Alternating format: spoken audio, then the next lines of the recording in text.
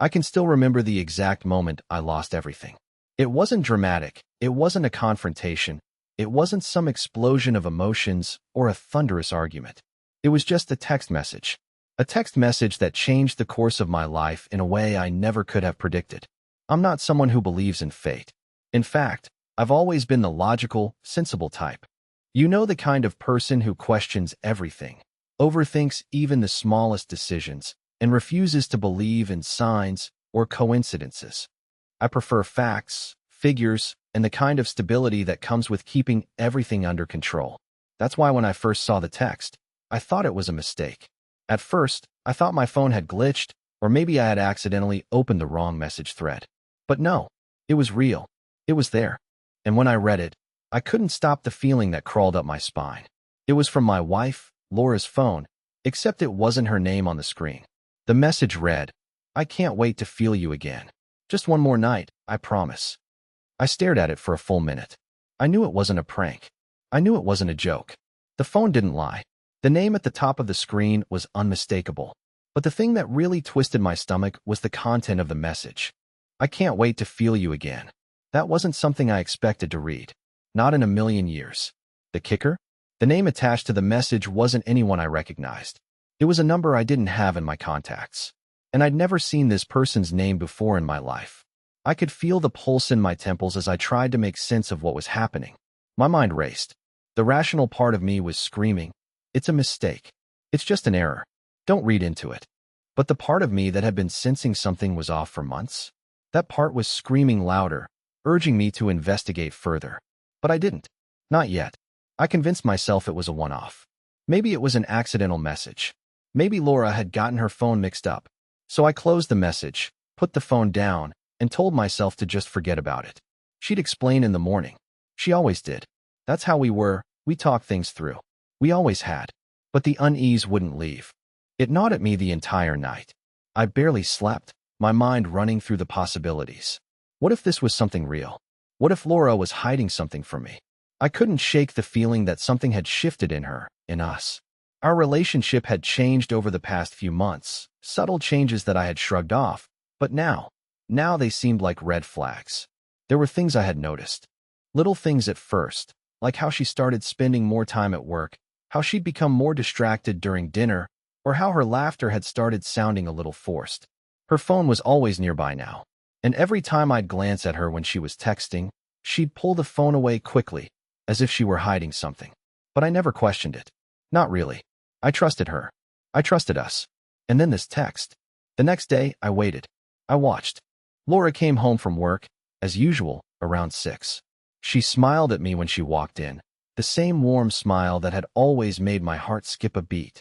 She kissed me on the cheek, something that used to be automatic, but now felt a little off. "Hey, babe," she said, setting her purse down on the kitchen counter. "How was your day?" I tried to sound normal. Tried to act like nothing had changed. "Good. Just the usual stuff. How about you?" "Busy. You know, crazy deadlines.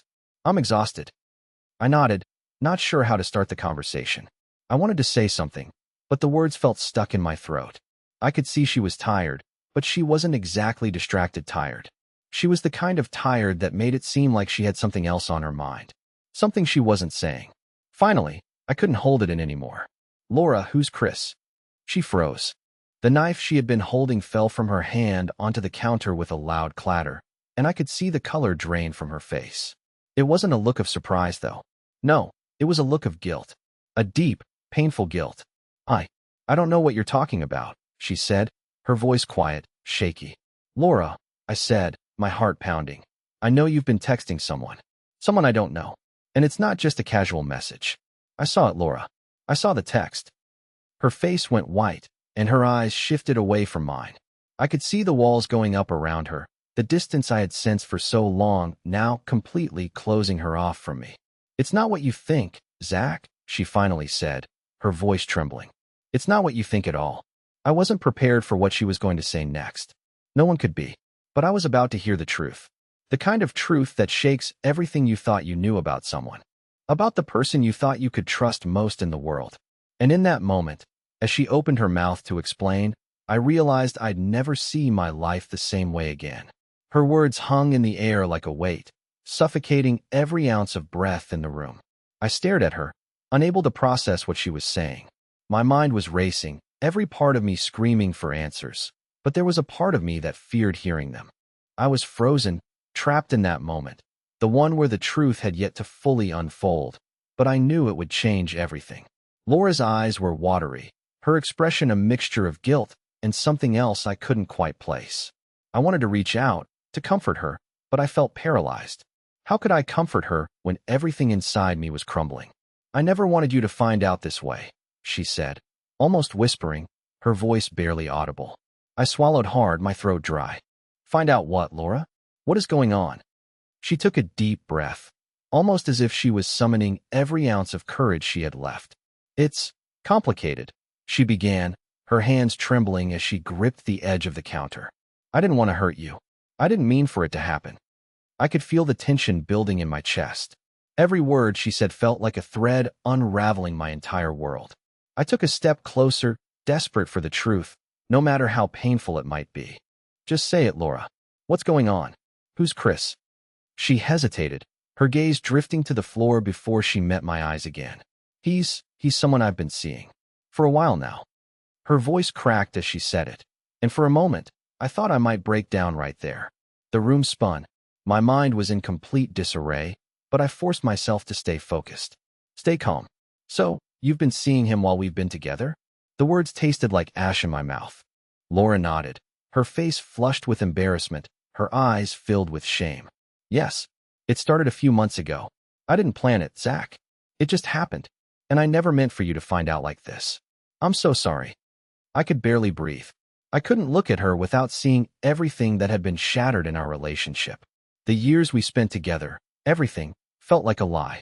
A cruel, calculated lie. "A few months? How long?" I asked, my voice trembling with a mix of anger and disbelief. "About 6 months now," she admitted, her voice barely a whisper. 6 months. The realization hit me like a punch to the gut. She'd been seeing someone else for half the time we were together, and I had no idea. I had trusted her. I had trusted us. I never imagined something like this could happen. I always thought we were different, that our relationship was built on honesty and love. But now, the very foundation of everything I believed in felt like it was crumbling beneath my feet. "Why, Laura?" I managed to say, though it was more of a plea than a question. "Why would you do this?" She looked down again, as if the shame of her actions was too much for her to bear. "I don't know. It started off so small, just a conversation here and there. But then it became more. He made me feel seen in a way I hadn't felt in so long. I know it's wrong, but it just happened." I could feel my blood boiling, but I couldn't seem to move. I was stuck, paralyzed by the weight of her confession. The room felt smaller, like the walls were closing in around me. "And what about me? What about us?" "I never meant to hurt you," she said, her voice breaking. "I thought I could keep it hidden. I thought I could manage both, but it's all falling apart now. I'm sorry, Zack. I'm so sorry." Her words sounded hollow, like they were meant to ease the guilt, but weren't capable of undoing the damage. I had so many questions, but there was one that lingered above all others. "Why did you do this?" I wanted to scream it at her, but I didn't. It wouldn't change anything. "Who is he, Laura?" I asked again, my voice almost a whisper now. I needed to know everything. "Who is Chris? What's he to you?" Laura's eyes filled with tears, but she didn't answer right away. She seemed to be weighing something in her mind before she finally spoke. "Chris is someone I met through work. He's been my colleague for a while. We started talking more, and then one thing led to another. It didn't happen overnight, Zack. It wasn't just a fling. It became something I didn't know how to stop." "So it was more than just a physical thing?" I asked, the words feeling foreign to me. "This wasn't just a mistake." "No," she said, shaking her head slowly. "It wasn't just a mistake. I'm not making excuses, but it wasn't just about the physical side. It was about feeling alive again, feeling wanted. I know it sounds horrible, but it's the truth." I couldn't believe what I was hearing. My mind raced, trying to make sense of it all. Laura, my wife, the woman I thought I knew better than anyone else, had been living a double life. She had been with someone else for months, and for most of that time, I had no idea. I had been blind to it all. "I don't know if I can ever look at you the same way again," I said quietly. It wasn't what I wanted to say, but it was the only thing I could manage. The weight of everything was too much to bear. I understand, she whispered, her voice full of regret. I don't expect you to forgive me, Zack. I don't deserve it. But please know that I never meant for this to happen. I never meant to hurt you. I wanted to shout. I wanted to scream at her, to tell her how betrayed I felt. But the words wouldn't come. Instead, I just stood there, staring at the woman I thought I knew, and realized I didn't know her at all. As she stood there, crying softly, I couldn't help but wonder how I had missed all the signs. How had I not seen this coming? The betrayal was right in front of me, and yet I had chosen to ignore it. Now, I was left with the broken pieces of a marriage that was beyond repair. In that moment, I knew something had irrevocably changed. Our lives, our future, everything was different now. And no matter how hard I tried, I couldn't go back to the way things were. That night, as I lay in bed, I couldn't shut my mind off. The ceiling above me felt like it was pressing down, suffocating me with its silence. Laura was still downstairs, likely crying her eyes out, but I couldn't bring myself to comfort her. I was angry, hurt, and confused in ways I couldn't begin to process. What had we become? I tried to recall the moments we shared, the times when everything felt so perfect. We'd been happy, right? At least, I thought we were. But now, those moments felt like illusions. I had been blind to the cracks in our relationship, blind to the signs that she had slipped away from me, and now it was too late. I had known something was wrong for months, but I had convinced myself that I was overthinking it. Laura was tired from work. She had her own things going on, and I needed to be understanding. But what I didn't realize was that she was pulling away from me in ways I couldn't even see. While I was making excuses for her, she was making excuses for herself. The distance between us wasn't because of work stress. It was because she had already checked out of our marriage. My thoughts kept coming back to Chris, this mysterious man who had entered our lives quietly, in a way that I never saw coming. I had never heard of him until now, but he had become a part of our world in ways I could never have imagined. I kept asking myself the same question. Who was he to her? Was he just a rebound? A fling? Or had there been something more between them that I didn't know about? I wanted to believe that it was just a mistake, a fleeting affair that wouldn't last. But the way Laura had spoken about him, the way she admitted to feeling alive again, I knew it was more than that. It wasn't just about physical attraction. There was an emotional connection there that I couldn't ignore. The next day, things were no better. I avoided Laura, not knowing how to face her after everything she had confessed. The guilt in her eyes was almost unbearable to look at, but I couldn't help it. Every time I glanced at her, I saw the person who had betrayed me. It felt like I was living in a nightmare I couldn't wake up from. Finally, Laura approached me. She had been quiet all morning, giving me space, but I could feel her hovering, like she was waiting for me to say something. But I didn't want to speak. What was there to say? What could I possibly say to fix what had been broken? I think we need to talk, she said softly, her voice hesitant. She was standing at the edge of the living room, unsure whether to come closer. I didn't look up. I couldn't. What's there to talk about? I asked, my voice flat. You've said it all already. Her face twisted in pain, but she stepped forward slowly. Zack, please. I need to explain more. I need you to understand why this happened. I finally turned to her, my eyes burning with a mixture of frustration and disbelief. No, I don't want explanations. I want the truth. The whole truth, Laura. Her shoulders slumped as if she were carrying the weight of the world. I know you're angry. I understand that. But I never meant for this to hurt you so much. She paused, biting her lip before continuing. Chris and I, we're not just a mistake. I care about him. My stomach dropped. The words she spoke felt like a slap across my face. She cared about him. I had never expected her to admit that so easily, so openly. For a brief moment, I was speechless. I couldn't comprehend how she could say that with such conviction, knowing how much it would destroy me. You care about him? I repeated, my voice barely above a whisper. And what about us, Laura? What about the years we've spent together? She winced at my words, but I could see the tears welling up in her eyes. I never stopped loving you, Zack. I swear I didn't. But somewhere along the way, I felt like I was losing myself. I felt invisible, like I wasn't enough anymore. The words struck deep, deeper than I cared to admit. I had always thought that I was the one who was invisible in our relationship, the one who had been ignored, the one who didn't matter. But now, hearing her say it, hearing her admit that she had felt like she was slipping away, changed everything. Maybe I hadn't been paying enough attention. Maybe I had been so caught up in my own world that I failed to see what was happening right in front of me. But hearing her say that she had felt invisible, it broke me. I didn't mean for it to happen this way, she continued, her voice cracking with emotion. But when Chris came into my life, when he made me feel seen, I started to believe that maybe I could have something more, something real. And I didn't know how to stop it. I felt like I was drowning. The room was spinning, and I had to clutch onto the couch for support. My legs felt weak, as if they couldn't hold me up any longer. So that's it then? I asked bitterly. You're just going to throw away everything we had because of this guy? Because of him? No. Zack, please don't think it's that simple, she pleaded. I didn't want this to happen, but I was confused. I didn't know who I was anymore. I thought I could fix things, but I made things worse.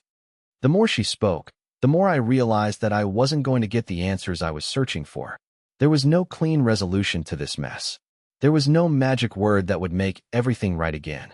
The truth had been exposed, and now I was left standing in the wreckage of everything I thought I knew. I don't know what to do anymore, I admitted, my voice barely a whisper. I don't know if I can forgive you. And in that moment, I realized that forgiveness might not be enough. Because even if I could forgive her, I wasn't sure if I could ever trust her again. And trust, as I had learned, was the one thing that held everything together. Without it, what was left? The days that followed were a blur, each one feeling like I was trapped in a fog, unable to see clearly. Every conversation with Laura felt like it took place in a parallel universe, a world where nothing made sense anymore. She tried, desperately, to mend the pieces of our broken relationship, but I could feel it slipping through my fingers like sand. We tried to talk, to reason, but there was no coming back from what had happened. Every word she said seemed rehearsed, as if she had been practicing it in her head over and over, trying to find the right thing to say to make it all better. But it didn't work. I could see the guilt in her eyes, the deep regret that was too late to be of any use. Zack, I know I've hurt you, Laura had said, her voice raw with emotion. But I need you to understand that what happened with Chris, it wasn't because I didn't love you. It wasn't about that. It was about feeling like I was losing myself. I didn't know who I was anymore, and when he came into my life, I thought maybe I could find myself again. It should have been enough. It should have been something that, if I were a better person, I could understand. But I wasn't better. I was broken, angry, and confused. I don't know how to be the man I was with you anymore, I admitted one night, as we sat on opposite ends of the couch, the space between us growing wider with every passing moment. I look at you, and I don't know who you are. I don't recognize this person in front of me. Laura's face crumpled at my words, but there was nothing she could say to fix it. We were beyond fixing. I thought I would feel better after saying it, after putting all my hurt and anger into words. But it didn't help. It just made it all real. The truth was no longer hidden behind the veil of denial. There was no escaping it. The worst part was that despite everything, I didn't want to let go. I loved her. There was no denying that. She had been my world for so long, the woman I had built my entire future with. And now, I was being asked to throw all of that away because she had made a choice I could never fully understand. I knew it was foolish to hold on to hope, but I couldn't stop myself from trying. Every time Laura would sit beside me, every time she would look at me with those pleading eyes, I would see the woman I fell in love with, the woman who had loved me. But then I would remember Chris, his name, his messages, his presence in our lives, and it would all come rushing back. I couldn't escape the truth. No matter how many times I told myself that it was just a mistake, I knew it wasn't. This wasn't some one-night thing that could be forgotten. This was months of deception, of betrayal, of a secret life that had been hidden from me. And it hurt in a way I couldn't describe. On the 5th night after the confrontation, I found myself lying awake long into the night. Laura had fallen asleep beside me, her breathing steady, but I could feel the weight of the decision I was about to make. I had to choose. Could I forgive her? Could I forget the image of her with someone else, someone who had seen her in a way I never could? Or was it time to walk away, to reclaim my dignity and start over? I got up, unable to lie there any longer, and walked into the kitchen. I stood by the window, staring out into the dark. The city was quiet, but in my mind, everything was chaos. I felt the weight of the world on my shoulders. I thought about the life we had built, the plans we had made. I thought about all the times she had kissed me goodnight, all the mornings we'd shared, and the love that once felt so unshakable. And then I thought about the man she had chosen over me, the man who had made her feel alive again. What did I even have left? I didn't know the answer, but I knew I couldn't make a decision based on my emotions alone. I needed clarity. I needed a moment where everything was still, where I could hear my own thoughts above the storm of confusion that was raging inside me. I walked back to the bedroom, where Laura was still sleeping, her face soft in the dim light. As I lay back down beside her, I couldn't help but wonder, was this just the end of something I couldn't change? Or was there a way forward? For the first time in my life, I was unsure about everything. I couldn't even trust my own judgment. It felt like I had lost control of everything. And what scared me more than anything was that I wasn't sure I could ever take it back. The next few days were filled with tension. We barely spoke, and when we did, it was always about logistics. Where to go from here, what we were going to do about the house, about our finances, about everything. But underneath it all, I could feel the weight of the unspoken question hanging between us. What now? The phone calls started coming again. Chris. His name kept popping up, and each time it did, a wave of jealousy and anger would crash over me. I knew I was being unreasonable, but I couldn't help it. She had been with him, and I couldn't just erase that from my mind. One evening, after a particularly tense dinner, Laura got up and left the table. She went to her room, and I knew it was time to have a real conversation, the one that we'd been avoiding for days. I found her sitting on the edge of the bed, her head in her hands, sobbing quietly.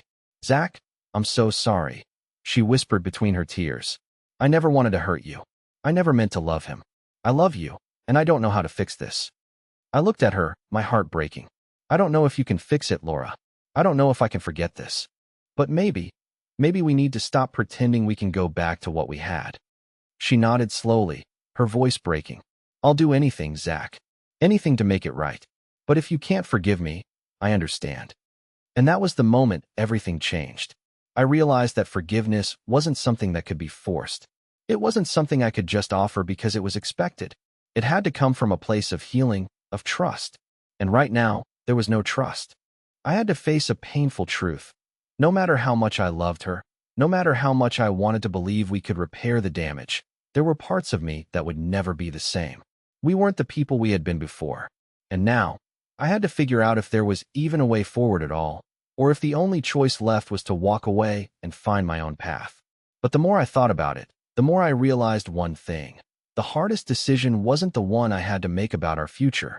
The hardest decision was facing the fact that I had already lost the person I had once trusted most in the world. The days blurred together. The hours stretched into something almost unbearable. Laura and I had become two people existing in the same space, but barely interacting. Every conversation felt like a battle, every word exchanged like an attempt to stitch up a wound that had been far too deep. I knew that I couldn't keep living like this, in limbo, neither moving forward nor letting go.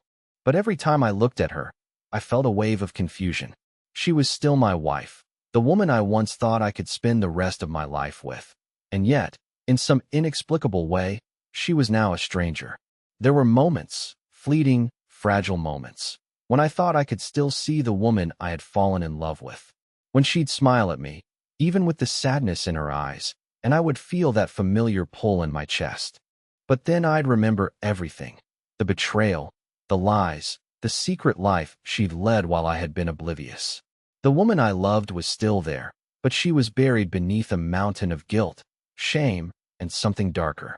Something I couldn't quite grasp. I had tried to be strong. I had tried to push through, to make decisions that would protect my heart. But I wasn't sure anymore what protecting my heart even meant. I wasn't sure if I could keep going down this road, torturing myself with what-ifs and maybes. Could I forgive her? Could I forget the hurt, the way she had made me feel so insignificant? Or had I already reached the point of no return? I couldn't deny that I was angry. So much of me was consumed by that anger, simmering just beneath the surface, ready to boil over. But there was something else. A deep sadness that had settled in my bones, a sense of loss that had nothing to do with just the relationship. I was mourning something I couldn't even explain, something that had been broken beyond repair, no matter how much I tried to piece it back together. That night, after another strained conversation, Laura retreated to her room. She'd started spending more time there lately, as if the physical distance between us could somehow create an emotional separation that was easier to bear. I tried to sleep, tried to push the thoughts of our crumbling marriage out of my mind, but I couldn't. It was impossible. Everything was impossible. I got up and walked to the kitchen. I opened the fridge and stared at the contents, but I wasn't hungry. My mind kept replaying the moments of the past week, the things we had said to each other, the things that had gone unsaid. I had been trying so hard to be calm, to keep things civil, but inside, I was unraveling. I needed to get out. I needed to clear my head before I did something I would regret. I grabbed my keys and left the house, without a word. I didn't know where I was going. I just drove. It was the middle of the night, and the streets were empty.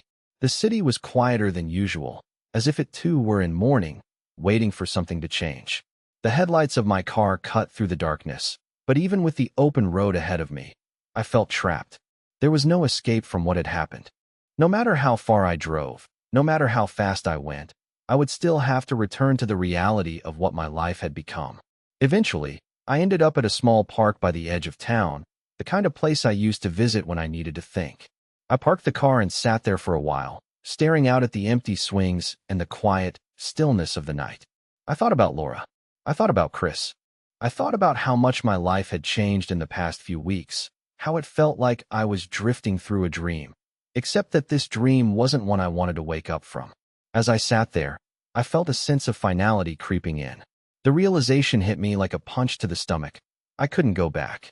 Even if Laura was truly sorry, even if she promised that she would do whatever it took to make it right, it wouldn't change the fact that the trust between us had been shattered, that the love I had for her had been tainted, and no amount of apologies, no amount of effort could undo what had been done. I knew it was time to make a decision, but that decision wasn't as simple as ending it. It wasn't as simple as walking away from her, from the life we had built together. What hurt the most was that I didn't want to walk away. I didn't want to be the one who left, the one who gave up. But the truth was, I had already been living in a relationship that was over long before I had realized it. The betrayal had been the final nail in the coffin, but the cracks had been there for much longer.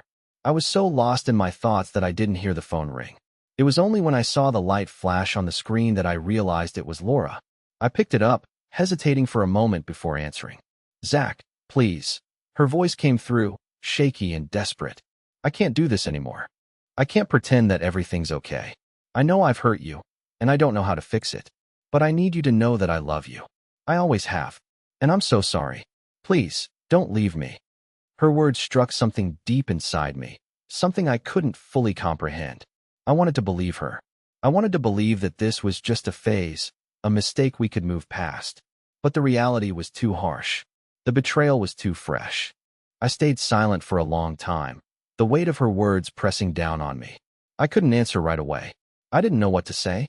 Part of me wanted to tell her that I still loved her, that we could fix this, that we could move forward. But the other part, the part that had been burned by her lies, knew it wasn't that simple. "I need time," I finally said, my voice hoarse. "I need time to figure out what I want. I can't keep living like this. I can't keep pretending everything's okay." "I understand," she whispered. I need you to know that I love you. And I'm sorry." I hung up the phone without another word. My heart was heavy, but it felt like the first time in days that I had made a decision for myself. I didn't know what the future held, but I knew that I couldn't keep living in this limbo.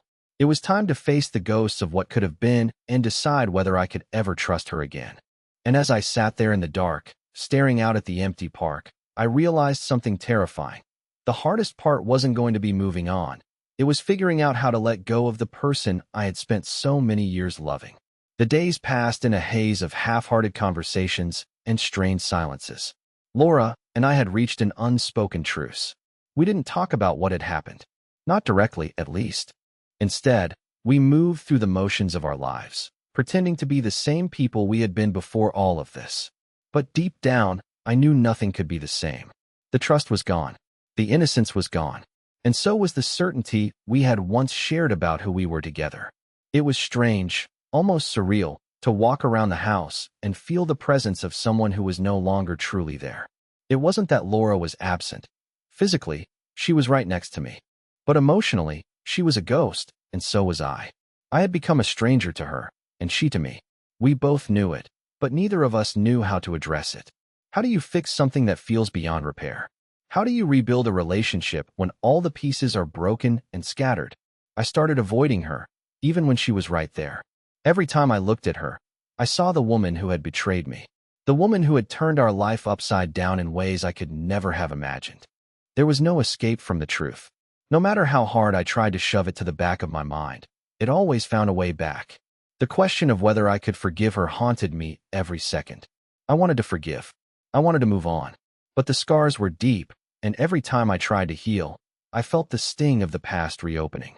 One night, about a week after our last conversation, I found myself standing in the kitchen late at night, staring blankly at the counter. I wasn't hungry, but the rhythmic sound of the refrigerator running in the background was oddly comforting.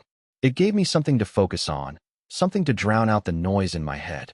I'd been thinking all day, thinking about what Laura had said, about how she'd begged me not to leave her. And I'd been wondering if there was even a possibility of us going back to what we once had. Could we ever rebuild what we lost? Or was it too far gone? I didn't hear her come in, but I knew Laura was there before I saw her. The way she stood in the doorway, hesitating, as if unsure whether she should approach. The silence between us had become a barrier, one that neither of us knew how to cross. "I've been thinking a lot," she said softly, her voice breaking through the tension that had filled the house for days. "I know we've been avoiding this, but we need to talk. Really talk." I turned to face her, trying to ignore the flutter of nerves in my chest. I knew this conversation was inevitable. I knew it was the only way we could move forward, if there even was a forward anymore. But still, I dreaded it. Because deep down, I feared that this conversation would be the final chapter in the story we had been writing for years. The one I wasn't ready to let go of. "I don't know if I can do this anymore, Zack," she continued, her voice barely above a whisper. "I don't know how to make this right, but I need to know if there's any chance for us. If we can even begin again." I felt my throat tighten, my heart aching at her words. Part of me wanted to reach out to her, to say something comforting, to tell her that we could fix this. But another part of me, the part that had been betrayed, wanted to retreat, to push her away. Because I wasn't sure I could ever trust her again. I wasn't sure if I could ever look at her the same way. "What do you want from me, Laura?" I asked, my voice thick with emotion. "What am I supposed to do with this? You've already broken me. And I'm sitting here, trying to figure out if there's even a part of me left that can love you the way I used to." Her face crumpled, and I could see the tears gathering in her eyes. But it wasn't just sadness I saw, it was regret. Deep, soul-crushing regret. She had known from the moment she had started this affair with Chris that it would change everything, that it would destroy us. And yet, she did it anyway. She had crossed a line she couldn't come back from. "I never wanted to hurt you, Zack," she whispered, her voice thick with guilt. "I swear I didn't. But I was lost. I was so lost, and I didn't know who to turn to. And then, when Chris came into my life, everything felt different. It felt like I mattered again.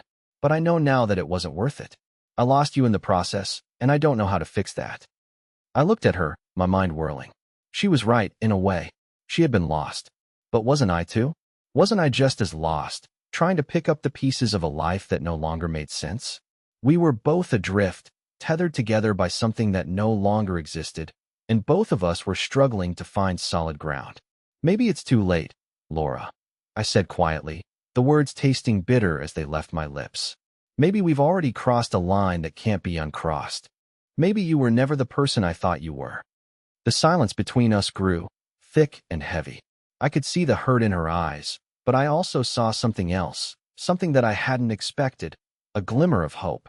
She was still holding on to the possibility that we could make it through this. But I wasn't sure I could.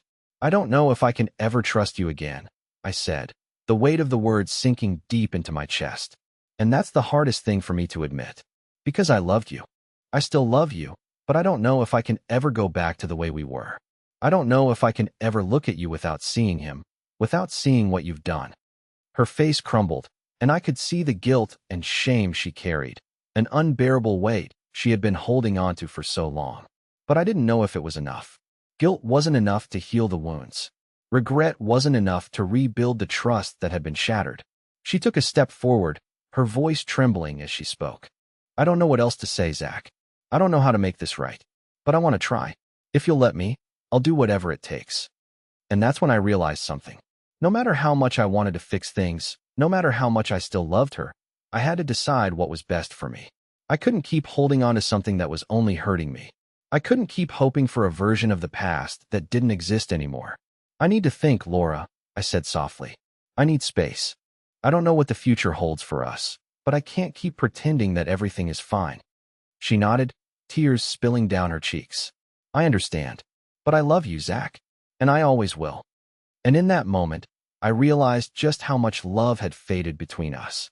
It wasn't gone, but it was fractured, and I didn't know if it could ever be repaired. As she walked away, I stayed there, rooted to the spot, unable to move. I didn't know where I would go from here, but I knew one thing. The person I had been before was gone, and I wasn't sure I could ever find my way back.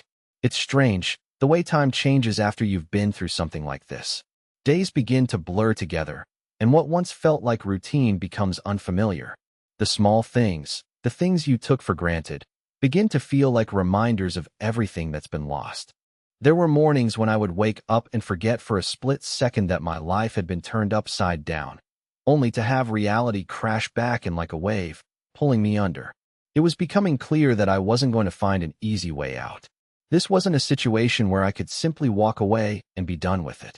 I had tried, but no matter how much space I gave myself, no matter how much I tried to distance myself from Laura, the truth kept circling around me like a predator, forcing me to confront it head-on. I had spent the past few days in limbo. I hadn't spoken to Laura much since our last conversation, not because I didn't want to, but because I didn't know what to say anymore. She had apologized 1,000 times, telling me how sorry she was, how much she regretted everything, but her words had begun to lose their weight. The damage had already been done, and the more she said she was sorry, the more I realized that nothing could undo what had happened. I couldn't keep pretending that everything was okay. I was broken, and I didn't know how to fix it. One evening, as I sat on the couch, flipping mindlessly through channels, I heard her voice from the other room. She was on the phone, speaking in hushed tones, and even though I couldn't hear her words clearly, I could tell from her tone that something had shifted again. She sounded different. It wasn't the voice of the woman who had confessed her betrayal to me just a week ago. It was the voice of someone else, someone trying to hide something. I didn't know what to do. Part of me wanted to confront her again, to ask who she was talking to and what she was hiding. But the other part of me, the part that was exhausted from the constant back and forth of emotions, just wanted to be left alone. Still, the question gnawed at me. Why was she still hiding things? Eventually, she came into the living room, and I didn't say anything at first. I didn't need to. She could see it in my face. Something had shifted. "What's going on, Zack?" she asked quietly, sitting on the edge of the couch, avoiding my gaze. I didn't answer right away. Instead, I just stared at her, trying to piece together the woman sitting in front of me, the woman who was both familiar and foreign at the same time. "Who were you talking to?" I asked, my voice barely above a whisper. Her eyes flickered, and I could see the panic start to rise in her. She took a deep breath, her hand nervously brushing a strand of hair behind her ear. I was just talking to my mom." I didn't believe her. Something about the way she said it felt off, like she was trying too hard to convince me. The lie was thin, and I could see right through it. But I didn't press. I couldn't. I wasn't sure I could bear hearing another excuse, another reason for why things had gone wrong. I stood up abruptly, pacing the room as my thoughts spiraled. "Why do you keep lying to me?" I asked, my voice shaking with a mix of anger and disbelief. "You've already broken my trust once. I'm trying to be patient, trying to understand you. But how can I when you keep hiding things?" She didn't speak at first, and I could see the guilt washing over her face. She had no answers, no more excuses. "I'm not lying, Zack," she finally said, her voice trembling. I'm scared. I'm scared that you'll hate me forever. I'm scared that you'll leave me, and I don't know how to live with that." Her words struck something deep inside of me. I could hear the raw fear in her voice, and for a moment, I felt a flicker of compassion. But that compassion was quickly buried beneath the anger I felt. I had been scared too, scared of losing her, scared of losing everything I had known. But now, all I felt was betrayal. She had made her choice, and no matter how much I wanted to forgive her, I didn't know if I could. "I don't know what to do anymore, Laura," I said, my voice cracking as the weight of everything hit me all over again. "I don't know if I can ever trust you the way I used to. And I don't know if I can keep living in this lie. Her face crumpled, and she reached for me, her hand trembling as she tried to touch my arm. Zack, please. I need you. I need you to forgive me. But the words didn't come. There was nothing left to say. I wanted to hold her, to tell her that everything would be okay, but the words felt empty. How could I forgive her when I didn't even trust myself anymore? I can't keep doing this, I whispered, more to myself than to her. I can't keep pretending everything is fine. I need a decision. I need to know where we stand. And for the first time, I saw it in her eyes. The realization that this might be the end. The realization that we might not be able to fix what was broken. Her tears started to fall freely now, and I could see the devastation on her face. She had never wanted this, but it didn't change the fact that we were both here, on the edge of something we couldn't undo. I don't want to lose you, she said, her voice breaking. But I don't know how to make it right. The truth hung between us like a wall. There was no magic word, no action that would make things okay again. No matter how much we tried, we could never go back to the way things were. We were both standing at the precipice, not sure if we could pull ourselves back from the edge. In that moment, I realized that the hardest part wasn't whether or not I could forgive her. It was whether I could ever forgive myself for allowing this to happen, for not seeing the cracks sooner, for ignoring the signs. And as the silence stretched on, I knew that the only thing left to do was to face the truth head on. I had to decide what I was going to do next. Was I going to walk away? Or was I going to stay and try to rebuild a life with the woman who had shattered my world? But what if rebuilding meant breaking even more? What if it meant losing myself in the process? I didn't have the answer. Not yet. But I knew one thing. Something had to change. We couldn't keep pretending. The days that followed were unlike any I had experienced before. The silence between Laura and me had grown even heavier, but it wasn't out of anger anymore.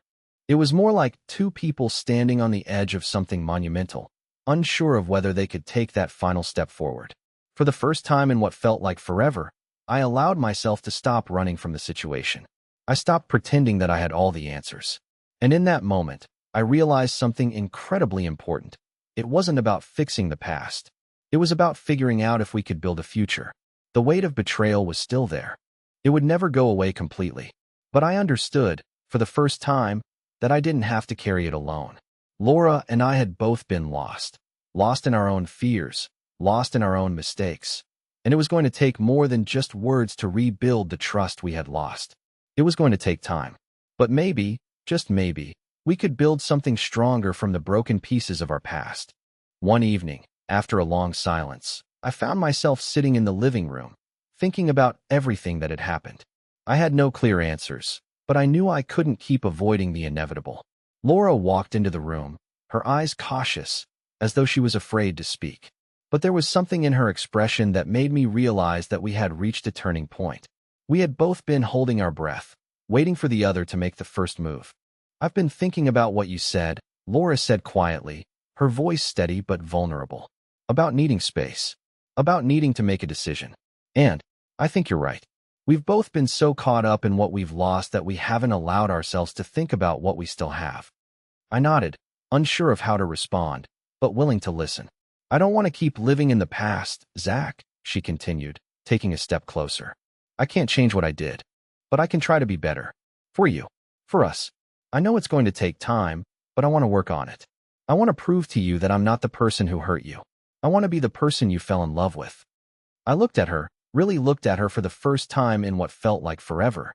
The woman standing in front of me wasn't the same person who had made the mistakes, the one who had hurt me.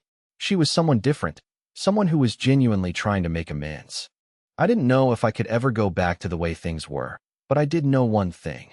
I wasn't ready to give up on us. Not yet. "I don't know if I can ever fully forgive you, Laura," I said honestly, my voice thick with emotion. "But I'm willing to try. I'm willing to try to trust you again. But it's going to take time, and it's going to take effort from both of us. And even then, I don't know what the future holds. But I don't want to lose what we have. Not yet." A tear slipped down her cheek, but this time, it wasn't one of guilt or shame. It was one of relief. She nodded, as if understanding exactly what I was saying. "I'm willing to do whatever it takes," she whispered. And in that moment, I knew we had made the first real step towards healing. It wasn't going to be easy, and it wouldn't be quick. But for the first time in a long while, I felt something I hadn't felt in months: hope. Days turned into weeks, and slowly, things started to shift. We talked, really talked, about everything that had happened. We opened up in ways we hadn't before. Every conversation was an attempt to rebuild, to find the solid ground we had lost.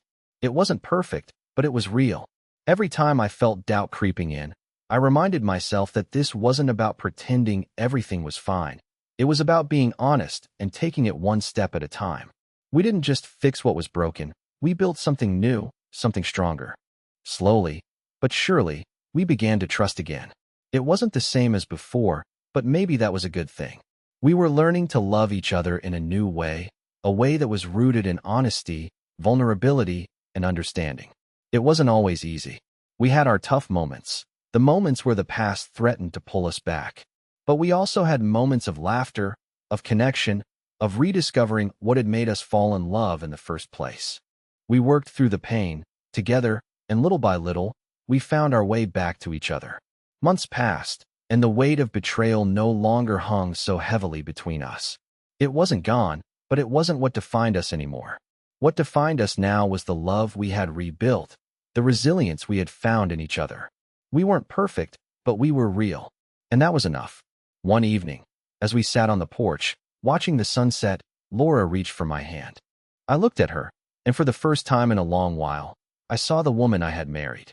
Not the one who had betrayed me, but the one who had stood by me through everything else. The one who still loved me, and the one I still loved in return. "We've come a long way, haven't we?" she said softly, her voice full of gratitude. I smiled, squeezing her hand gently. "Yeah, we have. And we're just getting started." And for the first time in months, I felt a peace settle in my chest. The future was still uncertain, but as long as we were willing to work through it together, I knew we had a chance. A real chance. In the end, it wasn't about forgetting the past or pretending that everything had been okay. It was about accepting it, learning from it, and choosing to move forward, hand in hand, into the unknown. Because sometimes, even after everything falls apart, there's still a chance to rebuild. And that's exactly what we did.